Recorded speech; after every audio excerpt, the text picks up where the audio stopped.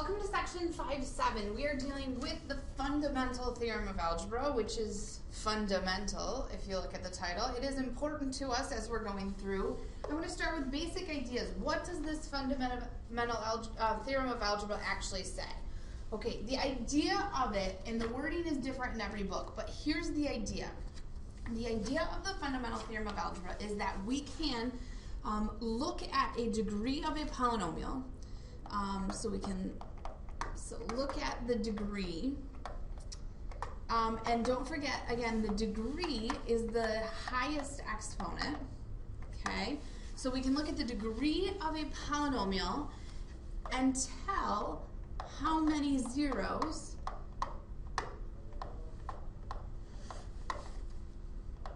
this polynomial has, okay? And so we're going to start with that idea. And basically what we're going to do is use what we've learned previously through factoring, through synthetic division, through long division. We're going to look at all of that to basically be able to find all of the zeros. Okay? Now, as we go through, what we want to do is go to our graphing calculators. And I'm going to get mine up there as well. So I'm going to do this kind of with you. And we want to be able to look at a function. Let me bring up my 5.7 stuff also. We're going to put this in the background. But I want to be able to look at this and basically go through and find all of the zeros from my calculator. Okay, so with your graphing calculator, what we want to do is take this function and stick it in our y equals menu. So we're going to say x to the fourth minus 6x cubed plus 7x squared plus 6x and then minus 8. And I just want to verify that what I have in there is correct. One little plus or minus mistake would be enough to screw up a graph. And once that's in, I want to hit my graph a second, and I want to look at this general shape.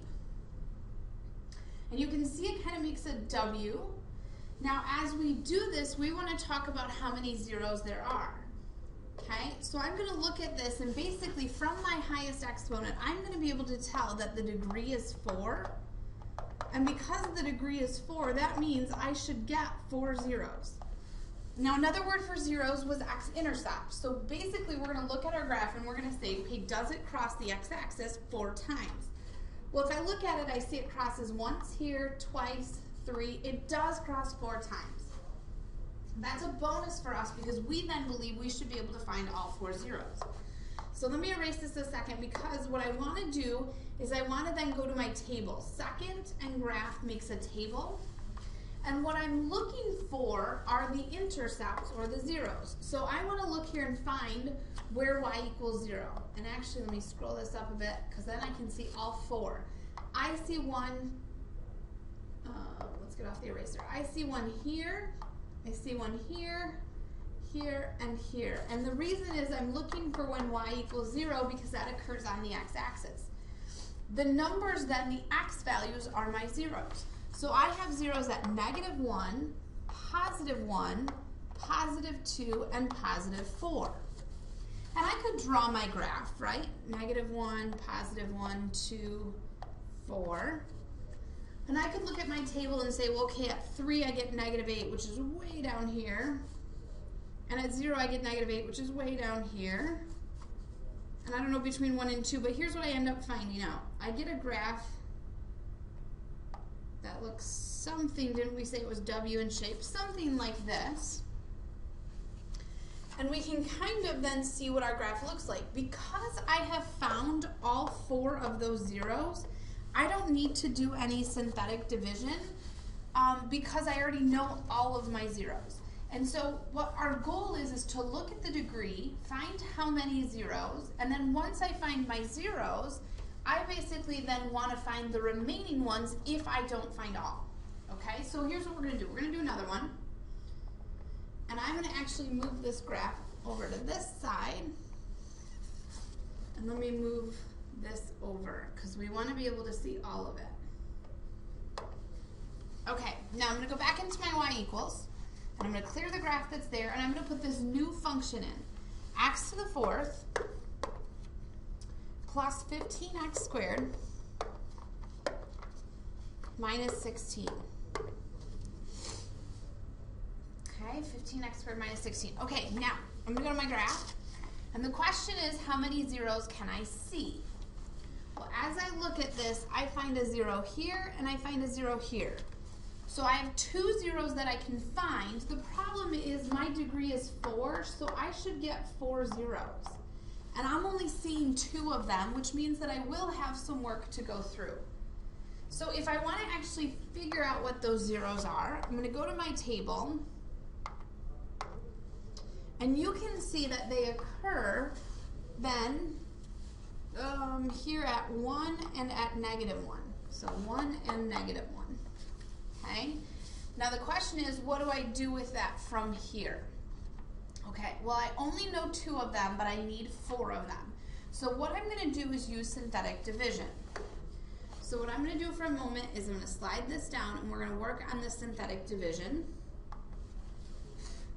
Oh, and I want to bring my graph back up just in case we need that. Okay, so here's what happens. I know that 1 is a 0. So I'm going to synthetic divide with a 1. It doesn't matter the order that you do them in, I just need to do both of them. Now, our function, I just want to write it again, was x to the fourth plus 15x squared minus 16. You'll notice I don't have an x cubed, and I don't have a single x. So what I'm going to do is put zeros in those positions. So I have 1x to the fourth, no x cubes, 15x squared, no x's, and then negative 16 at the end. Okay, and those zeros are important because you won't get the right answer if you don't have your zeros. So I'm going to slide this down. 1 times 1 is 1. Add that to 0 inside, you get a 1. 1 times 1 is 1. Add that to 15, you get 16. 16 times 1 is 16. You add that to 16, you get, or add that to 0, you get 16. 16 times 1 is 16. I add it, I get a 0. This has to occur if I know that negative or positive 1 is a 0. Okay, positive 1. So I'm going to use these new numbers, and I'm going to do it again with the negative 1. So I know some people kind of attach it on, which is perfectly fine. I don't need this remainder part though because it's a remainder. I only want to know the actual polynomial. So I drop the 1 again. 1 times negative 1 is negative 1, or 1 plus negative 1 is 0. 0 times negative 1 is 0. Add that to 16, you get 16. 16 times negative 1 is negative 16. Again, I get a remainder of 0, which I should, because you told me both 1 and negative 1 were zeros. So if this is my remainder, here's my constant, my x squared. So I now have the polynomial, or the quadratic, x squared plus 16 equals 0. And I know from this that I should have 2 remaining zeros. Well, I can't factor a plus 16, I can only factor a minus 16, a difference of squares. So I'm going to solve. I'm going to do my addition and subtraction first. So x squared equals negative 16. If I use PEMDAS backwards, I don't have any multiplication or division, so I move on to exponents. To get rid of a squared, we square root. Now, whenever I square root, I get a plus and minus. Because there's a negative, I know I'm going to have an I, and the square root of 16 is just 4. So the 4 zeros that I have are, we said 1, negative 1, positive 4i, and negative 4i. And if we remember back from chapter 4, the imaginary zeros do not occur on a graph because I don't have an imaginary axis to put them on in a normal coordinate plane. And so we know that there's a 0 at 1 and negative 1, and if we look at our graph, we'd have to go all the way down to negative 16. And so it ends up looking like a parabola, although there are 4 zeros because of the imaginary ones that are there. Okay? So this is the general idea. We're going to go through one more. And then I want to talk about, if I give you the zeros, can you write me the original polynomial? So go ahead and flip the page. I'm going to move some things around a moment.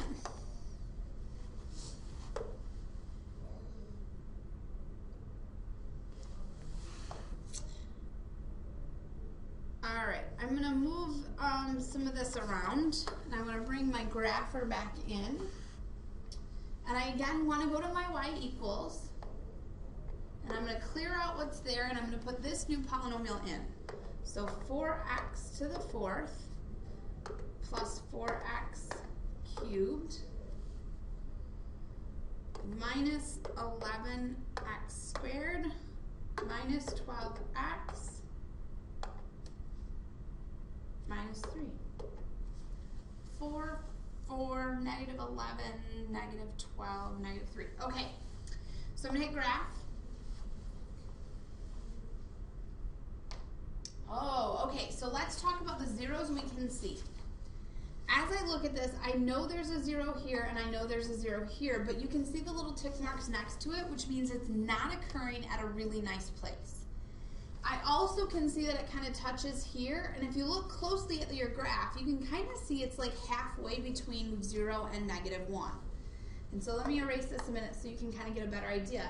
If you see this, again, it looks like it's kind of right in the middle here, which is what we like. Now, what I want to do, because I think it's right in the middle, I don't know that, but I think it is, what I'm going to do is double check it, okay? So the way this works is I'm going to go to trace. You see this button right here next to calculate, or under your calculate?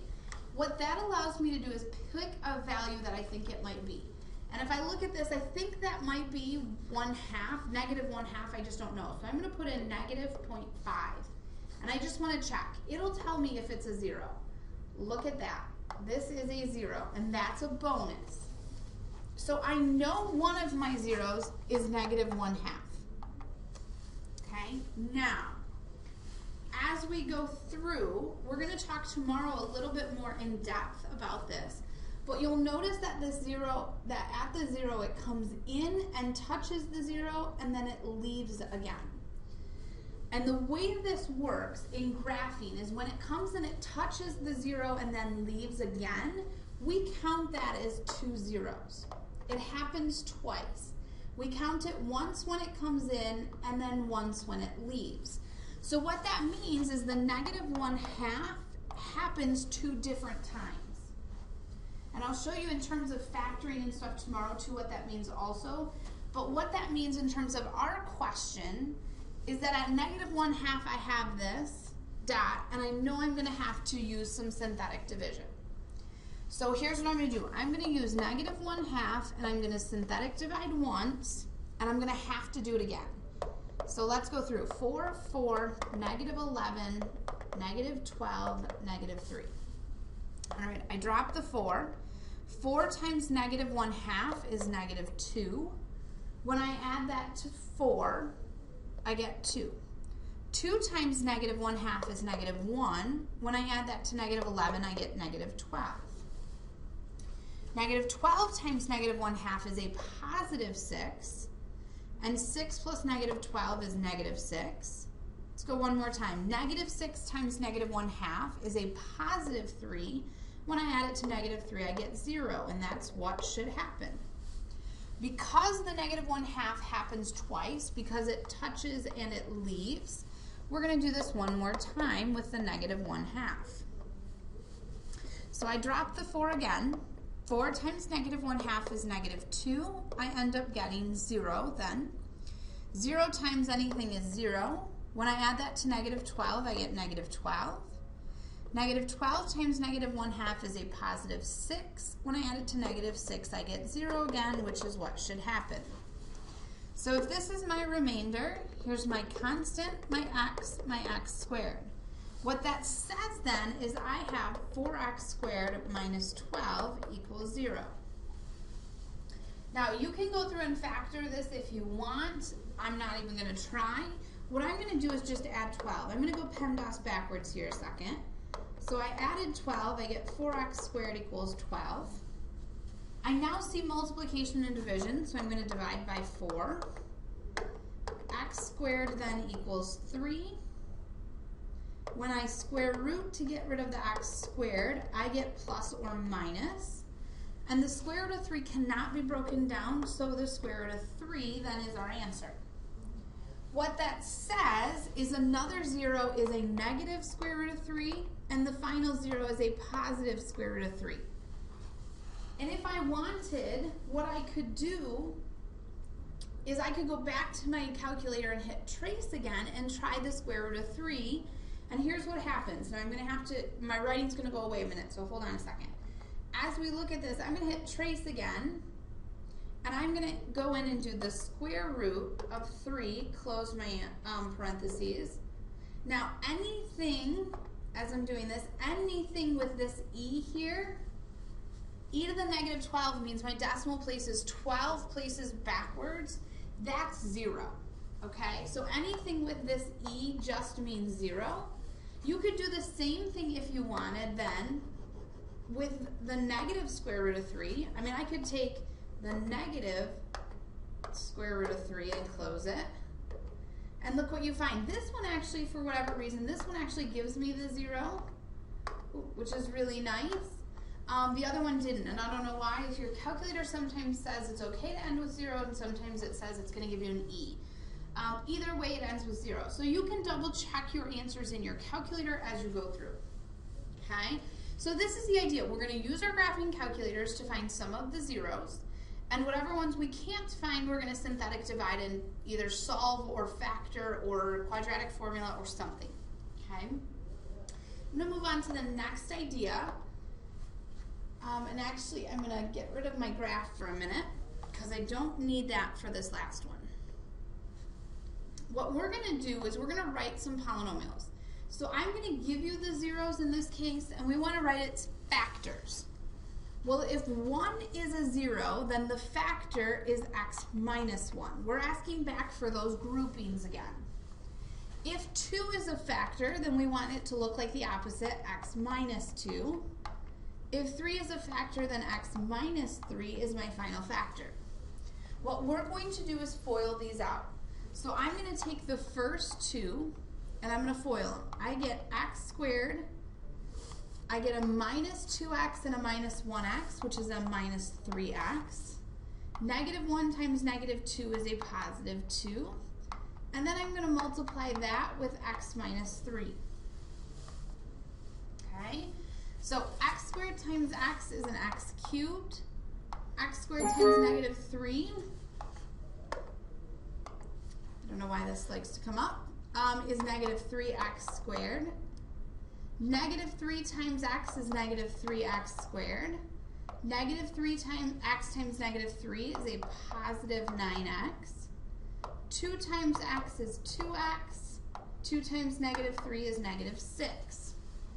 So then we're back to basically the section before where we're looking at this and trying to write it all out. So let's combine like terms. X cubed, negative 3x squared and negative 3x squared is negative 6x squared. 9x and 2x is plus 11x. And then we've got this minus 6 at the end. So here's our polynomial. Okay? Now, those are the nice ones, right? And then I'm going to add the square roots and the i's. Okay, so we're going to walk through the square root one. Square roots and i's must come in what we call conjugate pairs. And what that means is when you square root, you always get a plus, right, and a minus. And so you have to include both. So as we're going through, we're going to write it the same way we did. If 4 is a 0, x minus 4 is a factor. If negative square root of 5 is a 0, we're going to say x plus the square root of 5. If a positive square root of 5 is an answer, we're going to say x minus the square root of 5. Okay? Now, you have to FOIL these. You want to FOIL the square roots first, because if you don't, it's an absolute mess. Okay? So x times x makes x squared. I will have a negative square root of 5 with an x and a positive square root of 5 with an x. And those cancel. the square root of 5 times a negative square root of 5, and I'm going to write that over here, is a negative square root of 25. The square root of 25 is just 5, so this is a negative 5. And then I've got this x minus 4 in front. Okay? So we're asking you, back to chapter 4 again, can you multiply square roots? X times x squared is x cubed. X times negative 5 is negative 5x. Negative 4 times x squared is negative 4x squared. Negative 4 times negative 5 is a positive 20. Now, I wish these were in order. They're not, so I've got one more step to put them in standard form. X cubed, and then I want the negative 4x squared, and then the negative 5x, and then the positive 20. Okay, so we're not asking a whole lot more. The square roots will be the tough part, but we asked you to do that kind of in chapter 4 anyways, so that should kind of be a little bit of a review. Last one. If negative 1 is a 0, then x plus 1 has to be the factor. If 2 is a 0, we say x minus 2. If negative 3i is a 0, we say x plus 3i. But like square roots, they have to come in pairs. So I need the other pair. If negative 3i is a 0, positive 3i is also a 0. So x minus 3i is our final factor. Okay, and we do that on purpose. We want you to know that i's and square roots come in pairs, a positive and a negative. Okay, so we're going to FOIL these, and here's what's going to happen. I'm going to do these two, and then I'm going to group the i's as well. Okay, so let's start with the easier one. X and x is x squared. X times negative 2 is negative 2x, plus 1x is a negative x, so negative 2 plus 1 basically. And then I'm going to multiply 1 times negative 2 and get negative 2.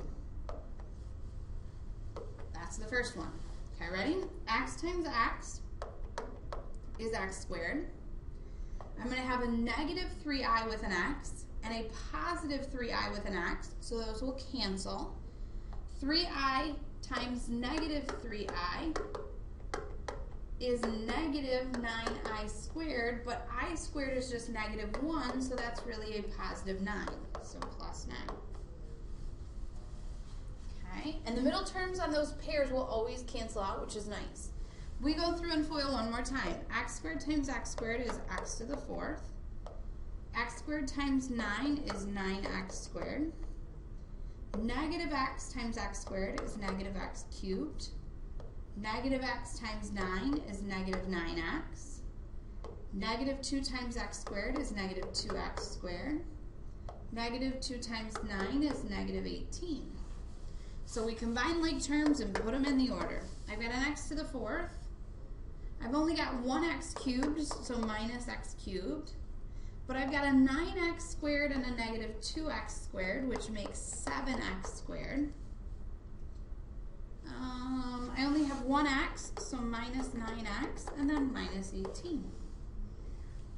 Okay, so we're asking first to write factors, then to FOIL, then to combine like terms.